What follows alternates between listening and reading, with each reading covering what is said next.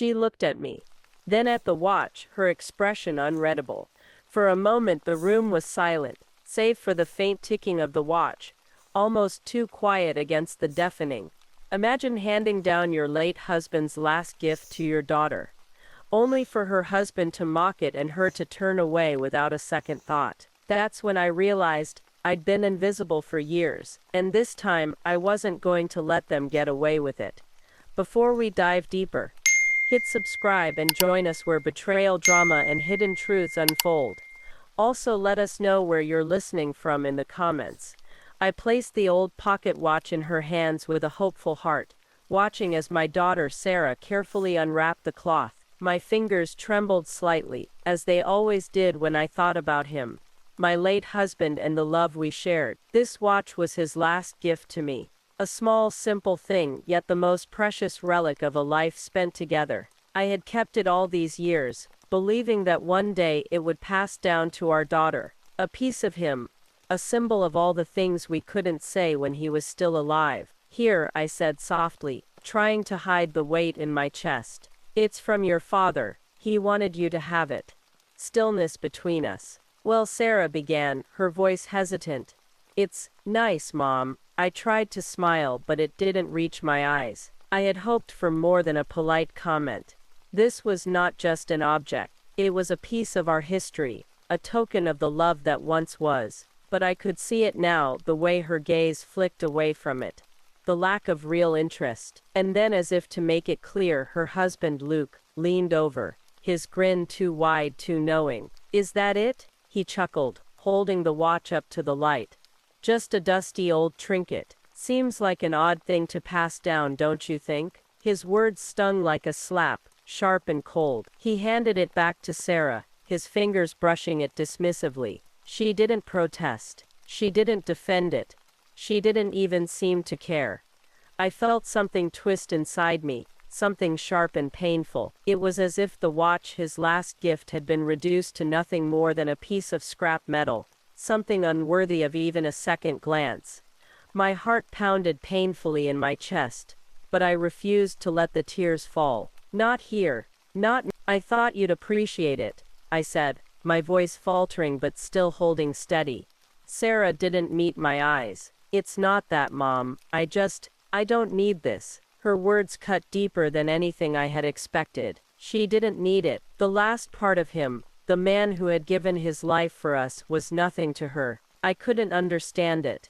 Couldn't fathom how a daughter could dismiss something so sacred, so deeply tied to her father's memory. I stood there, my hands trembling as I reached for the watch, feeling the weight of its coldness as I held it in my palms. I wanted to scream, to demand that they see its value, that they understand the history behind it, but I couldn't. Not when they had already turned their backs on it. I walked out of the room, the watch clutched tightly in my hand, my heart sinking with every step I took. I went to my bedroom, closed the door behind me, and sat on the edge of the bed staring at the watch. It sat there, silent, almost mocking me now. My fingers brushed over the smooth surface, feeling the wear of years of use, the engravings, the tiny marks that told the story of a life lived in love. But now it felt like nothing more than a burden. Later that night, after Sarah and Luke had left, I couldn't shake the feeling that had taken root inside me. It wasn't just about the watch. It wasn't about the gift or the symbol of his love. No, it was about something deeper, something more painful. It was about the years of giving, of sacrificing, of being a mother, a wife, a caretaker, and now being rejected, dismissed, by the very people I had poured my heart into. I had been holding on to the past, trying to give Sarah a piece of it, trying to pass on a memory that meant everything to me. But I realized now, in the quiet of my room, that she would never understand. They would never understand. And so I made a decision. I would sell it. I went to the jeweler the next day, my heart pounding with every step. I didn't want to part with it. I didn't want to give away the last piece of him, but I had to. I had to rid myself of the pain it brought, the mockery it had been subjected to, the way it had been dismissed by the very hands I had spent my life protecting. The jeweler eyed me curiously as I handed him the watch. "It's a beautiful piece," he said, examining it closely. Very valuable. I nodded, feeling something shift inside me. It wasn't the comfort I had expected. It wasn't the relief I had hoped for. Instead, I felt nothing, just emptiness. As the jeweler gave me the cash, I walked away from that place, the watch no longer in my hand, but the weight remained. It stayed with me, the guilt, the sorrow, the loss. I had let go of something so precious, but I still hadn't found peace. That evening, as I sat in my kitchen, the phone rang. I looked at the caller ID. It was Sarah. I didn't answer at first, but she kept calling. I picked it up. "Mom, you sold it?" she asked, her voice tight with a mix of frustration and disbelief. "The watch. Do you have any idea what that thing was worth?" I closed my eyes. They knew now. The worth of the watch, the history, the memories. It was too late though. I had already let it go. "Why didn't you tell me, Mom?" she continued, her voice breaking. "Why didn't you give me a chance to keep it? Why? Why did you sell it?" "I tried," I whispered, the words catching in my throat. "I tried to give it to you, but you both of you mocked it. You didn't see what it meant to me." There was a long silence on the other end of the line. Then through clenched teeth I heard her say, "No wonder Dad cheated on you. You couldn't even keep him happy. You couldn't give him what he needed." The words hit me like a slap to the face. She didn't know. She couldn't know. How could she? How could she understand what had been forced upon him? How could she know the pressure his family had put on him? How they had made him feel like a failure for not giving them another child after her? But now she blamed me. She blamed me for everything. I sank into a chair, the phone still pressed to my ear. I felt a tear slip down my cheek, but I wiped it away quickly. This wasn't about the watch anymore. This was about everything that had been left unsaid, everything that had been buried for so long. And for the first time in a long time, I felt the weight of the truth. I sat there, staring at the phone, long after Sarah's call ended. The silence in the house felt oppressive, like the walls were closing in on me. I had spent years giving everything to my family, everything, but now, it seemed like none of it mattered. Not the love I gave, not the sacrifices, not the effort I put into keeping our family whole. And now, with the last thread of my husband's love slipping through my fingers, all I had left was pain. I could still remember the day I met Thomas, my husband. He was younger than me, but we both had an undeniable connection from the moment we met. He had this warmth about him that pulled me in, and we talked for hours about everything.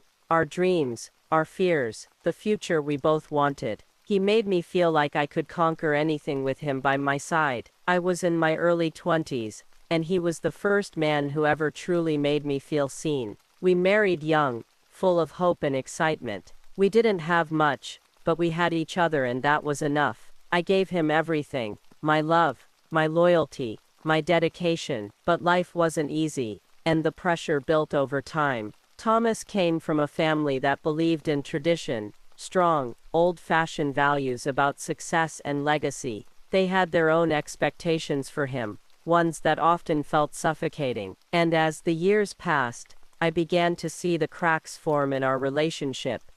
When we had Sarah, things felt perfect. I thought we were a family, a complete one, but the pressure from Thomas's family started to grow heavier. They wanted more. They wanted a son. Their eyes were always on me, always whispering about the next step, the next child. Why couldn't I give him more? The same question echoed in my mind, in Thomas's silence, in his weary eyes, when he came home at night. They pushed him. They pressured him to look for a solution. "If she can't give you a son, what's the point?" they said. It wasn't just a comment, it was a verdict. The failure, the blame, all on me. And then, one day, Thomas sat me down and told me that he was considering what they wanted, that he might leave me if I couldn't give him another child. It was the hardest thing I ever heard. How could he even think of walking away from me for something that wasn't in my control? How could he listen to them over us? But his family's grip on him was too strong. They convinced him that I was the problem, that I wasn't enough. They wanted more, and I couldn't give it to them. I tried to make him see that it wasn't my fault, that I had given him everything. I tried to fight for our family, for the love we had built together, but I knew, deep down, that I had lost him. He had been forced to choose between me and them, and he chose them. It wasn't just the children. It wasn't just about the family. It was about control. He had been taken from me, piece by piece, until nothing was left but the hollow shell of a man, who at one point, had promised me the world. So when he came to me that night, his eyes filled with sorrow, and told me he was giving Sarah the pocket watch, I had to swallow my pride. He had insisted on it. It was his way of saying he still loved me in a way that only he could understand. He had finally given in to his family's pressure, but this was his final act of defiance. It was the one thing he could do for me, for us. I accepted it, though I knew deep down it wasn't enough to fill the void. I had tried to make it work for years. I had fought for him, fought for our family, and fought for the love I thought we still shared. But that watch, my husband's last gift, was the symbol of everything we had lost. And when I saw how little Sarah cared for it, how easily it was dismissed by her and Luke, something inside me broke. The weight of all those years, the sacrifices, the unspoken grief, came crashing down on me. I couldn't keep living this way, not anymore. I couldn't keep pretending that things were fine, that I was fine. So I made a choice. I sold the watch. It wasn't about the money. It was never about the money. It was about reclaiming something. It was about taking control of the one thing I had left. I felt no joy in parting with it, but there was a strange sense of freedom that came with it. I was no longer chained to the past, no longer bound by the memories of a life that was slipping through my fingers. But when Sarah and Luke came knocking at my door, I felt the sting of regret. They had found out about the watch's true worth, and now they wanted it back. It was too late. The decision had been made. They couldn't understand the depth of my choice, the pain that had driven me to let go of something so precious. They only saw it as a material object, a valuable possession they had lost. I could hear the desperation in Sarah's voice as she begged for the watch. "Mom, please, we didn't mean it. It's worth so much, just give it back to us." But it wasn't just about the money anymore. It was about the betrayal, the rejection, the years of pretending. It was about the realization that my family, the ones I had sacrificed everything for, had taken me for granted. And as I stood there, looking at Sarah and Luke, I couldn't help but feel the weight of all the years I had spent giving and giving and giving only to have it all mocked.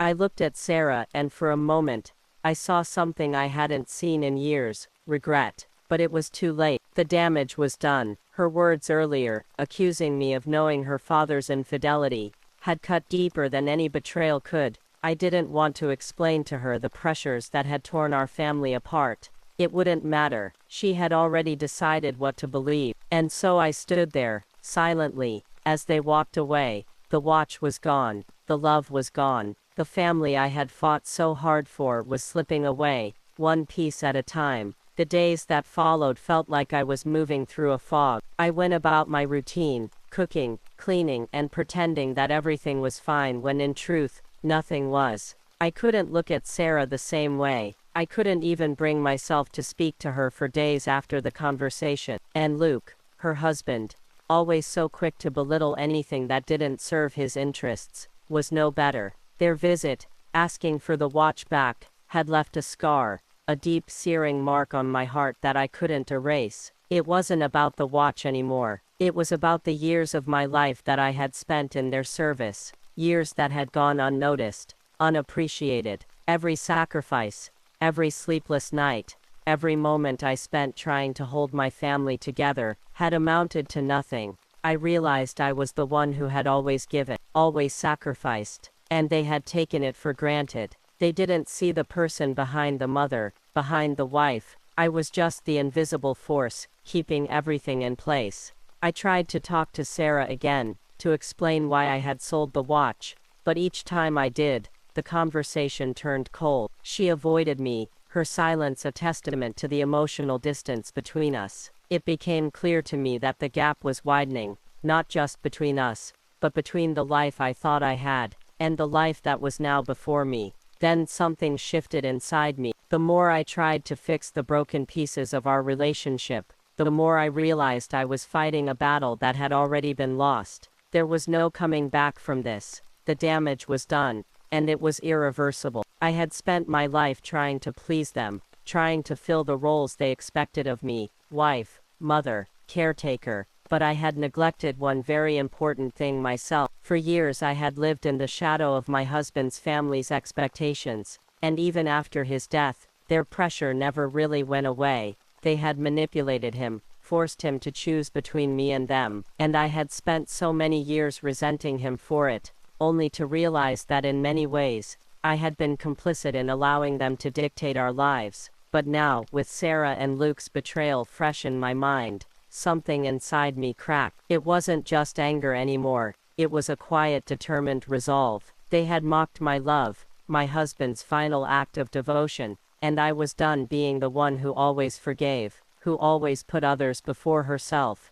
It wasn't going to be enough for me to just walk away. No, I would make them see what they had taken from me. I would make them understand the weight of the choices they had made, and in the process, I would reclaim what was mine: my dignity, my strength, and my freedom. I didn't know how I was going to do it yet, but I knew one thing for sure: this wouldn't end quietly. It was in the quiet of that evening, when I sat alone in the living room, that the idea came to me. I could feel it building inside me, this sense of empowerment, of retribution. The watch, now gone, had been more than just a symbol of the past. It was a reminder that I had the power to control my own destiny. I didn't need Sarah's approval or Luke's mockery. I had spent too long looking for validation from them, waiting for their acceptance. Now I would do something for myself. I thought about the sacrifices I had made over the years. I thought about how much I had put up with, how I had forgiven my husband's decisions, his infidelity, the pressures from his family. I had forgiven him, but I never fully confronted what had happened. I had buried it, let it rot inside me, all in the name of keeping the peace. But now, peace wasn't what I was looking for. I wanted something else. I needed to reclaim my power. I began to plan. It wasn't going to be immediate, but it would be deliberate. I would start small, letting them see the changes, letting them feel the weight of my absence. I would take back the pieces of my life that I had so willingly handed over, piece by piece, over the years. I wouldn't ask for their approval. I wouldn't beg for their love. I was done being their punching bag, their invisible mother and wife. And so with each passing day, I began to distance myself from them, little by little. I stopped answering their calls right away. I stopped being the one who always showed up, who always made excuses for their behavior. I started making decisions that were just for me, and it felt liberating. I wasn't doing it for them anymore. I wasn't doing it for my late husband, whose legacy had been reduced to a mocking gesture. I wasn't doing it for Sarah or Luke, who would never understand. I was doing it for myself. One day, I stood in front of the mirror, looking at the woman who had been so silent for so long. I hardly recognized her, but as I stared at my reflection, something inside me stirred. I was more than the person they wanted me to be. I was more than a daughter's disappointment, or a wife's second choice. I was ready to take control. I didn't know exactly where this would lead me yet, but I knew I had to walk this path, and I would make sure that when I reached the end of it, they would all know exactly who I was, not just as a mother, not just as a wife, but as a woman who had been wronged, and who was finally ready to reclaim her power. The quiet was deafening now, but somehow in this silence, I felt the truth settling over me like a cloak. I was tired of running, tired of trying to please everyone who could never see me for who I was. The years of pretending were over. I had to do this, not for them, but for me. And I would make sure that when I reached the end of it, they would all know exactly who I was, not just as a mother, not just as a wife, but as a woman who had been wronged, and who was finally ready to reclaim her power. The room felt smaller somehow, the walls closing in as I stood at the threshold of something unfamiliar. It was like I had been walking through life with blinders on, letting everything, every mistake, every betrayal, every unspoken word define me. Now there was no more room for that, no more room for anything that had kept me tethered to the past. I wasn't afraid anymore. I didn't fear what would come next, but the weight of what I had done, The distance I had created between myself and the people I loved hit me with a sharpness I hadn't expected. I didn't regret my choices, but the void they left behind was real. I could feel it now, the emptiness of their absence. Yet, that emptiness was starting to feel like freedom. I had walked away from them. I had walked away from the woman I used to be, and it had taken everything in me to do it. I looked at myself in the mirror. The reflection was unfamiliar, but there was a fire in my eyes now. It wasn't about revenge anymore. It wasn't about getting back at Sarah or Luke. It was about reclaiming my life, reclaiming my voice, reclaiming my worth. For years, I had lived in the shadow of everyone else's expectations, everyone else's needs. But now, for the first time, I was living for myself. The air outside was cool, the evening sky heavy with clouds, the sun setting into the horizon. The world was moving, and for the first time in a long time, I felt like I was moving with it. No more hesitation, no more fear, but I wasn't done yet. There was unfinished business. I couldn't walk away from everything, my family, my history, the hurt, without it all catching up with me. I knew that. And so, just as I had stood firm in my decision to sell the watch, I knew the next step would not be as simple. I had walked away from them, but there was still a reckoning waiting to happen. I had to face them. I had to face the truth that would ultimately bring this chapter to a close. And when I did, I would make sure they understood why. Not because I needed their approval, but because I needed to be seen for who I truly was. And that meant standing up for myself, even if it meant tearing down the walls I had spent so many years building. The phone rang. It was Sarah. I didn't hesitate this time. I answered, my heart heavy but determined. Mom. Her voice was tentative, fragile, as if testing the waters. Can we talk? I felt a tightness in my chest, but I steadied myself. Of course. She paused, taking a breath. I was wrong. About everything. I thought I understood, but I didn't. I was angry, and I couldn't see what you were going through. There was sincerity in her voice, but also something else. An ache. A regret. I know you were, I said quietly, and I'm sorry too. But Sarah, you need to understand something. I was wronged. For years, I tried to do everything right, but I was never seen, never understood. And it took me this long to see that I wasn't just losing a family, I was losing myself in the process. There was silence on the other end. I let it sit, heavy, between us. Do you want to come over? I don't want to lose you again, Mom, Sarah finally said, her voice trembling. I closed my eyes, letting the moment linger before answering. No, not yet, but we'll talk. In time. I'm not the woman I was, and neither are you, but we will find our way. And as I hung up, I knew it wasn't just about Sarah anymore. It wasn't just about Luke. It was about what I was finally ready to face, what I was finally ready to let go of. And so I took a deep breath, knowing that the real confrontation, the one that would define this new chapter, was just beginning. The days that followed felt like a whirlwind. Everything moving too fast, yet not fast enough. There was something different about me now. Something I couldn't quite put into words. It wasn't just the way I started distancing myself from Sarah and Luke. It was the way I held myself. There was a quiet power in my movements, a resolve in my decisions. But there was also fear deep inside gnawing at me. It was the fear of what would happen when they realized what I had done. When Sarah and Luke came to me, asking for the watch back, I didn't hesitate to tell them it was too late. I didn't soften the truth or explain myself. I simply told them, it's gone, and I'm not getting it back. The words were final, a declaration of my shift. But as soon as they left my door, something inside me tightened. The consequences of my actions had begun to unfold, and I couldn't stop them. I had acted out of anger, but the anger was starting to feel like a lie. There was more beneath it, something deeper. Something I wasn't ready to face.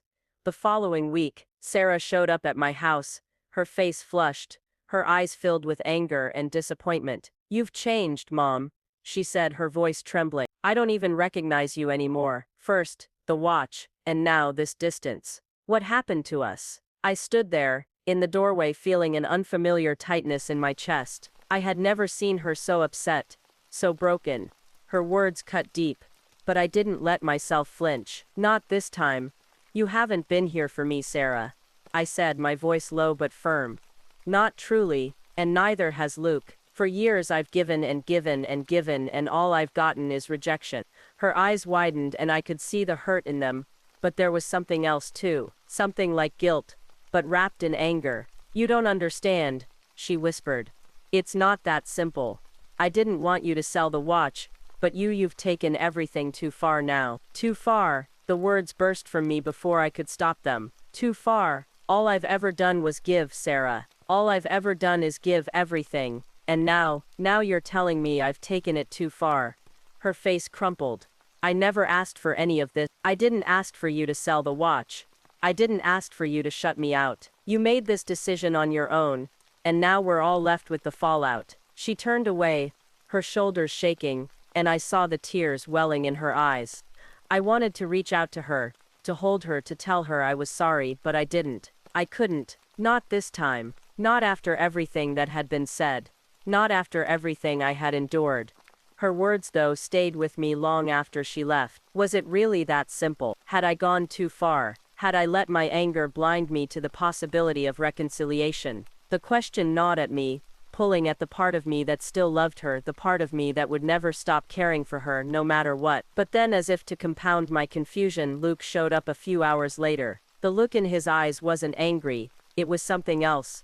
Something that made my stomach twist with unease. He didn't come to apologize, didn't come to explain himself. Instead, he came with a proposition. A demand. Really. I think it's time we talked about what you're doing, he said, his voice cool and calculated. You can't just walk away from us, Mom, from Sarah. You can't expect to do whatever you want and expect no consequences. I stared at him, trying to gauge his intent. There was something in his posture, in the way he held himself, that made my chest tighten. What do you mean? I asked quietly, though I already had an inkling. You're pushing Sarah away, he continued, his voice laced with arrogance. And for what? A watch? Something that doesn't even mean anything. I think you owe her an apology. You owe us all an apology. I could feel my pulse quicken, my body tense. I don't owe you anything, I said, the words tasting bitter in my mouth. And I don't owe Sarah anything either. Not anymore. Luke's eyes narrowed, his jaw tightening. You're making a mistake, Margaret. You're making a big mistake. You're tearing this family apart over something insignificant. Insignificant. I could barely control the anger in my voice. You mock the last gift my husband gave me, our family's legacy, and then you tell me it's insignificant. Luke took a step closer to me, his expression hardening. You're not the victim here, Margaret. You're not the one who's been wronged. You're the one doing the wronging. And if you think Sarah will forgive you for this, you're wrong. He turned to leave, his words hanging in the air like poison. And in that moment, as I watched him walk away, something inside me snapped. The watch had been sold. My family was falling apart, and I was alone, but I was not powerless. I wasn't the victim here. It was time for me to stop being the one who always took the hits, who always forgave, who always gave in. I would make them understand. I would make them see, and in doing so I would finally have my peace. But how could I make them understand when I had spent so long trying to do just that? How many times had I tried to explain myself, only to have my words fall flat, my pain dismissed like a passing cloud? The silence between us had grown thick, suffocating. It wasn't just the silence of unspoken words, it was the silence of years of pent-up resentment, of betrayal, of love unacknowledged. Every time I tried to speak, I felt like I was talking to a wall. I had tried to bridge the gap, to reach across the chasm of misunderstanding that separated us. But each time the distance grew wider, until I found myself standing on the edge of it, wondering if it would ever close. I closed my eyes, inhaling deeply, trying to center myself. The air around me felt cold, the stillness almost unnerving. I had learned to live with the weight of their judgments, their silence, their casual cruelty. I had carried their expectations, their accusations, on my shoulders like an invisible burden that no one could see but me. And now it was time to put it down. But how do you face a family that can't see the truth? How do you force them to see you for who you really are?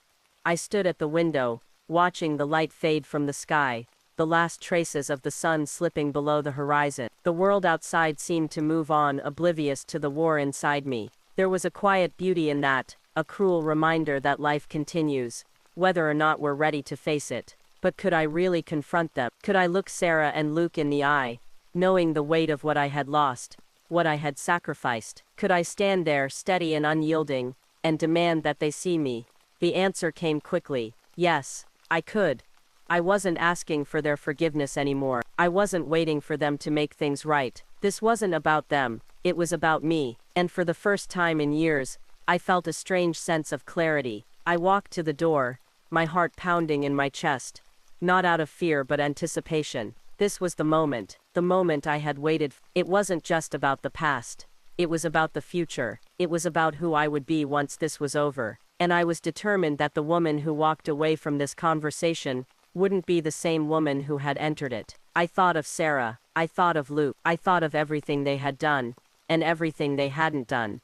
I thought of all the ways I had tried to show them that I mattered, but it had never been enough. And now I realized that I had been looking for their approval for far too long. I had been waiting for them to see me, to give me the validation I had so desperately craved. But that wasn't their job.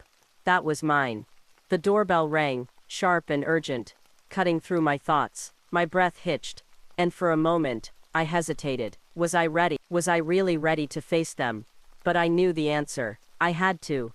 I couldn't keep hiding from them, from myself. I opened the door, and there they were. Sarah, standing with her arms crossed, her face drawn and tight. Luke, looking like he was trying to hold on to some semblance of control but failing miserably. Their eyes met mine, and for a moment, there was silence. It wasn't the comfortable kind of silence though. It was thick, heavy.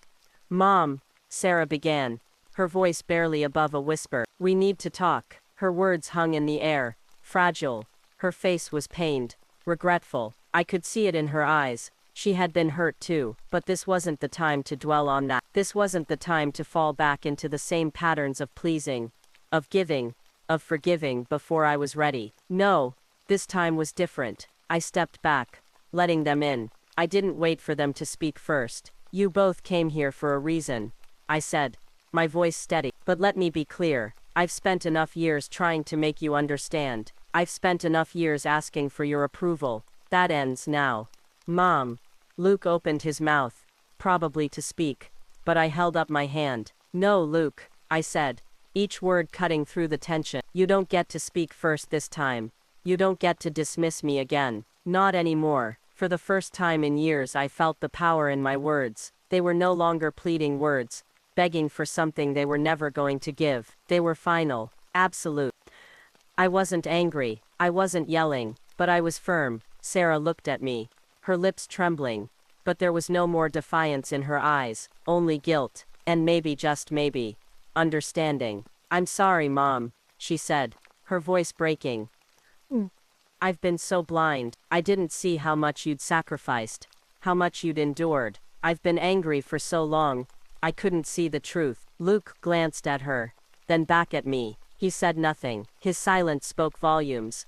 I nodded, taking a deep breath. "It's not about the watch, Sarah. It never was. It's about understanding that I'm more than just your mother. I'm more than just the woman who tried to hold everything together. I'm a person, and I deserve to be seen for who I am, not for who you want me to be." For a long moment, neither of them spoke. It was as if the air itself was holding its breath. But then Sarah stepped forward. "I'm so sorry, Mom," she whispered, her voice raw with emotion. "I've been selfish. I didn't know what you'd been through. I didn't know how hard it was for you." I could feel the tears welling up in my eyes, but I held them back, not out of pride, but because I knew this moment was the beginning of something new, something I had been waiting for, even if I hadn't known it. I reached out, pulling her into a hug. "I know, sweetheart, and I know you didn't mean to hurt me, but now it's time to move forward. It's time to let go of the past, and start something new." And as I embraced her, as I finally felt the weight of the years lifting from my shoulders, I knew that this was my moment, my time to be seen. The days following Luke's confrontation with me were filled with an unbearable silence. I didn't hear from Sarah for nearly a week, and I began to wonder if I'd pushed her too far. The guilt started to gnaw at me, but each time I thought about reaching out. The weight of her words, the way she accused me of driving her father to cheat, of never giving him what he needed, pushed me back. I didn't know how to explain the truth to her. How could she? Had already made up her mind. And as for Luke, well, he had made it clear where he stood. It wasn't until a week later that I received the call. It was Sarah. I hesitated for a moment, staring at the phone, unsure of whether I was ready to face what she might say. But then, I answered. "Mom." Her voice came through, distant, but softer than I expected. "We need to talk." "I've been waiting for that, Sarah," I replied, my voice colder than I intended, but I wasn't ready to let go of the anger yet. "I know I've been harsh, and I'm sorry for that," she said quietly, "but there's something you don't know, something I found out. I didn't understand before, but now, I think I do." I was silent for a moment, letting her words hang in the air. Something she found out. I didn't know if I was ready for the truth, especially after everything that had happened, but I could feel the tension in her voice, the urgency. "Go on," I said, trying to keep my voice neutral though my heart was racing. "I found something," she continued, her words stumbling out in pieces. "A letter, from Dad. It was hidden, like he didn't want anyone to know it existed. I didn't understand why he'd never told me about it. But now I see, he was writing to you, Mom. He was writing to you about how much he regretted what happened." My pulse quickened as I stood up, pacing around the room. "What do you mean? What did he say?"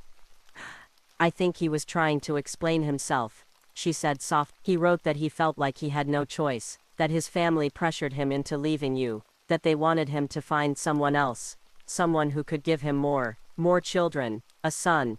My breath caught in my throat. I had always suspected it, but hearing it from her, hearing it from Sarah, changed everything. My husband had never been able to fully explain the pressures he had faced, and now it seemed that even after his death, the weight of those pressures had followed him into the grave. The guilt, the shame of the decisions he had made, had haunted him. But the letter, it was his last attempt at reconciliation, his last effort to tell me the truth. "I didn't know," Sarah continued, her voice breaking slightly. "I never understood why he changed, why he was distant. I blamed you for everything, but now I see it. I see how torn he must have been." The revelation hit me like a tidal wave, and for a moment, I was speechless. The anger I had carried for so long, the bitterness I had buried deep inside me, began to dissipate. It wasn't because I had forgiven him. It wasn't even about the letter, though it was important. It was because I finally understood that he had never wanted to leave me. He had been forced to, and despite the distance, and the years of silence, he had always regretted it. But then, something inside me shifted. The truth didn't just bring closure, it brought a sense of freedom I hadn't known I needed. All the years of resentment, the weight of the betrayal, had been based on a misunderstanding. I had carried it for so long, not knowing the full story. And now, knowing the truth, I could finally let go of the past. "I'm sorry, Mom," Sarah whispered, and I could hear the sincerity in her voice. "I didn't understand. I was angry, and I took it out on you. I didn't realize how much you'd been through." I closed my eyes, taking a deep breath. "It's okay, Sarah," I said softly. "It's okay. We were both just trying to survive. I'm sorry for the way things have turned out, but I've carried enough anger for a lifetime. I don't need to keep holding on to it." "I wish I had known," she said quietly. "I wish I had been there for you instead of just blaming you." The words hung in the air, and for a moment, I let the silence fill the space between us. It wasn't about forgiveness, not yet, but it was about understanding. It was about accepting that we were both victims of circumstances beyond our control. My husband's family had torn us apart, but it wasn't too late to heal. Not entirely. We could try. "I know, Sarah," I said finally. "I know." As I hung up the phone, I felt a sense of release, a weight lifting off my shoulders that I didn't even realize was there. It wasn't the weight of the past, or of the betrayal anymore. It was the weight of the truth that I had never known, the truth that had been buried all this time. And yet, as the relief flooded in, something else lingered in the back of my mind. I had been given the truth, but I had also been given something else, the realization that despite everything I still had the power to change. I could no longer cling to the past. I could no longer let the mistakes of others dictate my future.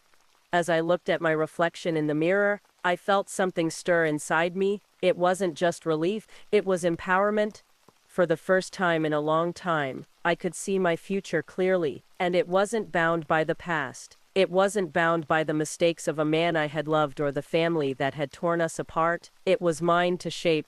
It wasn't long before the truth about the watch's worth spread like wildfire. The weight of it hit me later that week when Luke, of all people, showed up at my door, face flushed with disbelief and greed. It was as if he couldn't quite believe what he had just learned, and his eyes glinted with something dangerous, something that sent a cold shiver down my spine. "Mom, you've got to be kidding me," he said, practically throwing the door open. "You sold a $29 million watch?" His voice was harsh, demanding, as though I'd robbed him personally. I stood frozen for a second, the reality of the price sinking in. $29 million?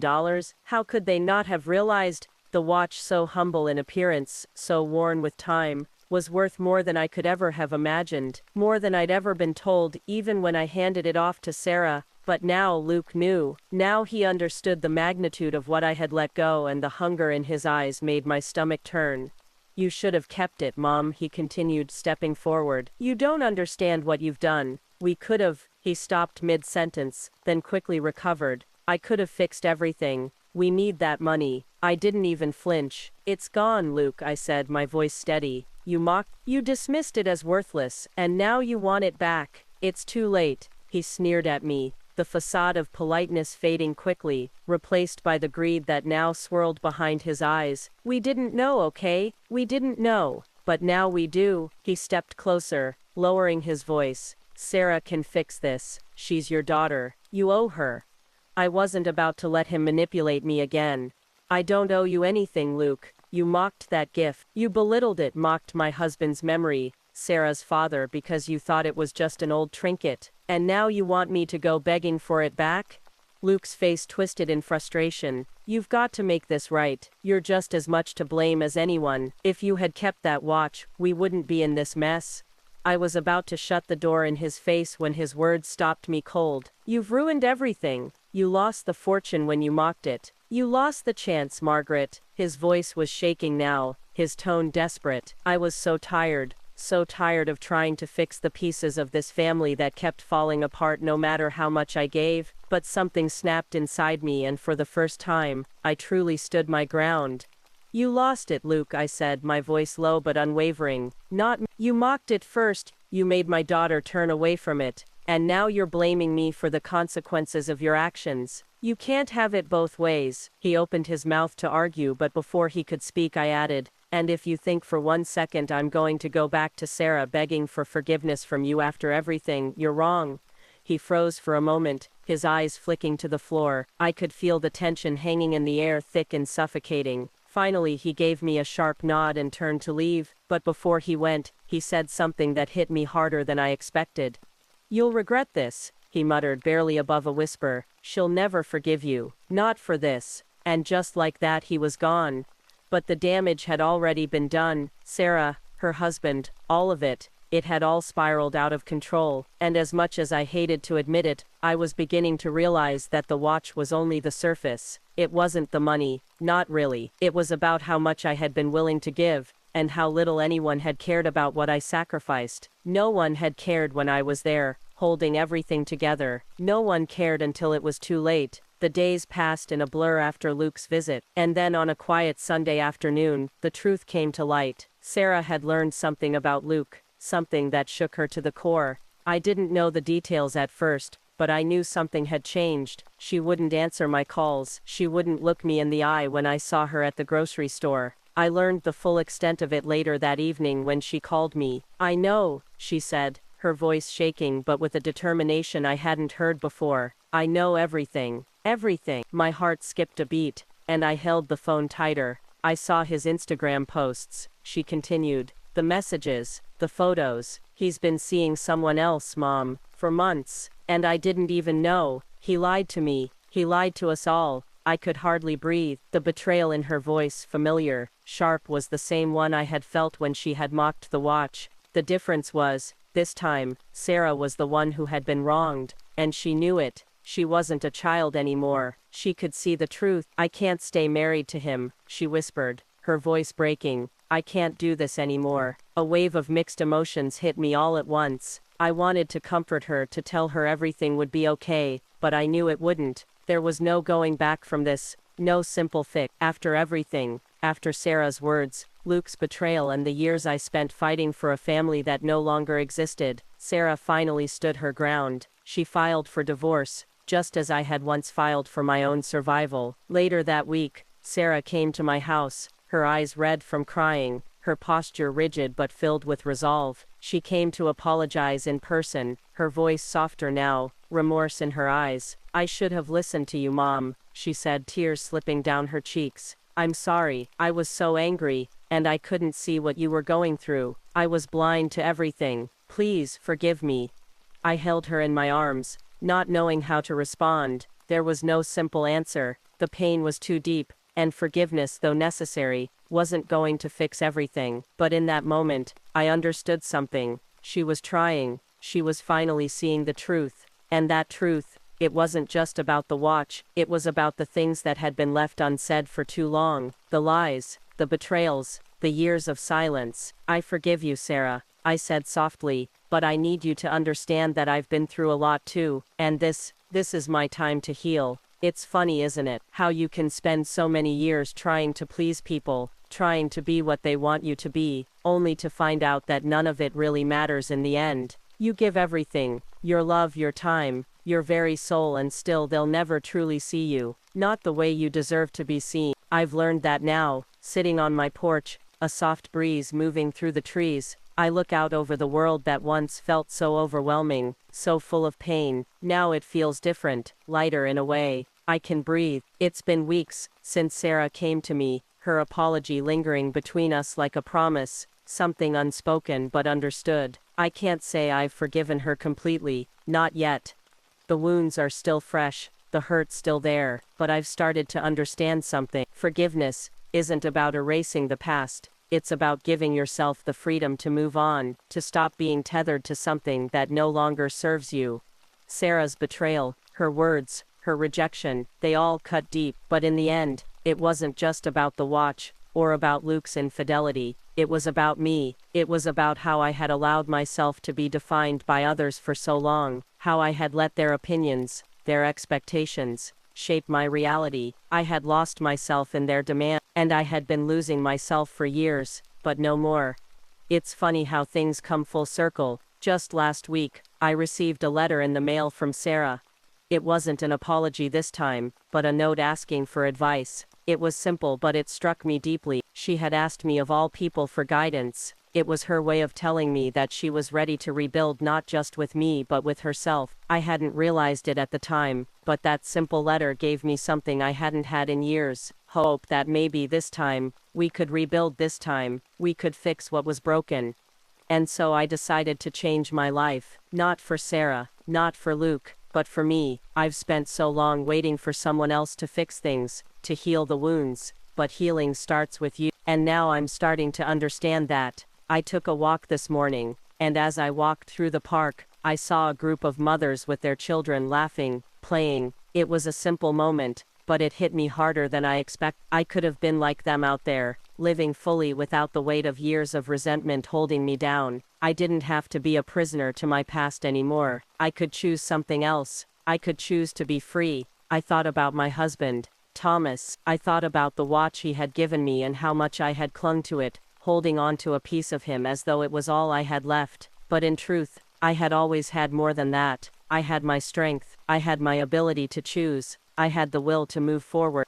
I never got to say goodbye to Thomas the way I wanted to. I never got to confront him about the pain he caused me, the ways his family's influence tore us apart. But now, in a way, I feel like I have. I feel like I've finally come to terms with everything. I understand the pressures he faced, the choices he had to make, and how much he suffered. But I also understand that I am not bound by his decisions anymore. I don't have to carry his mistakes, his regrets, or his family's judgments on my shoulder.